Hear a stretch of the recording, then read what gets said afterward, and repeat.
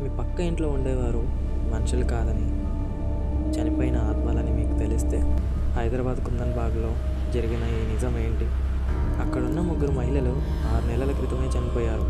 కానీ అక్కడి స్థానికులు నిన్న రాత్రి కూడా ఆ బాల్కనీలో వారు కనిపించారని అందరికీ చెబుతున్నారు. అసలు ఏం జరిగింది? Let's get in to the story. Kundanbagh 6 నెలల అంత చిక్కని మిస్టరీ. హైదరాబాద్ నిత్యం రద్దీగా ఉండే నగరం. కానీ ఇదే నగరంలోని కుందన్బాగ్లో ఒక పాత బంగ్లా ఉంది. ఆ ఇంటి పేరు వింటేనే స్థానికులు భయంతో వణికిపోతారు. అసలు కుందన్బాగ్లో ఏం జరిగింది? ఆ పాత బంగ్లాలో ఉన్నదేంటి? తెలుసుకుందాం పదండి. కుందన్బాగ్లో ఒక పాత బంగ్లాలో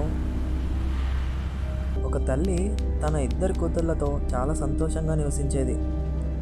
బయటి ప్రపంచంతో ఏమాత్రం సంబంధం లేని ఆ ముగ్గురు చాలా వింతగా ప్రవర్తించేవారు.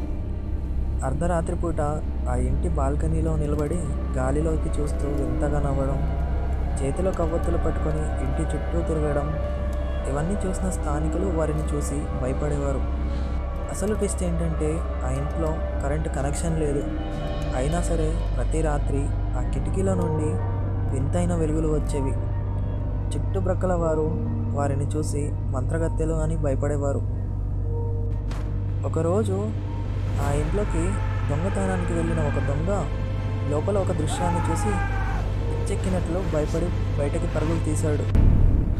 ఆ కేకలు విన్న స్థానికులు పోలీసులకు సమాచారం ఇచ్చారు. పోలీసులు వచ్చి తలుపులు పగలగొట్టారు. లోపల బెడ్ పైన 3 మృతదేహాలు.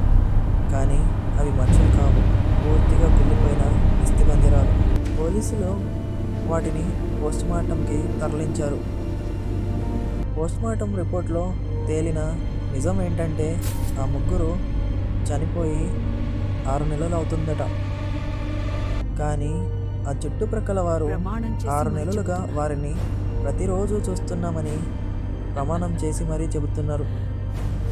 అయితే మరి 6 నెలల క్రితమే చనిపోయిన వారు నిన్నటి వరకు అందరికీ ఎలా కనిపించారు? అసలు ఆ ఇంట్లో తిరుగుతున్నది మనుషులా, లేకుంటే ఆ ముగ్గురి ఆత్మల? కుందన్బాగ్ మిస్టరీ నేటికి ఎంత చిక్కని ప్రశ్నగానే మిగిలిపోయింది. కుందన్బాగ్ మిస్టరీపై మీ అభిప్రాయం ఏంటో కింద కామెంట్ చేయండి. ఈ వీడియో మీకు నచ్చినట్లయితే మీ ఫ్రెండ్స్కి షేర్ చేయండి. అలాగే సబ్స్క్రైబ్ చేయండి. అప్పటి వరకు జాగ్రత్త. మరిన్ని కథలతో మళ్ళీ కలుద్దాం. నేను మీ చరణ్. ఇది మన చరణ్ తెలుగు హర్రర్ స్టోరీస్.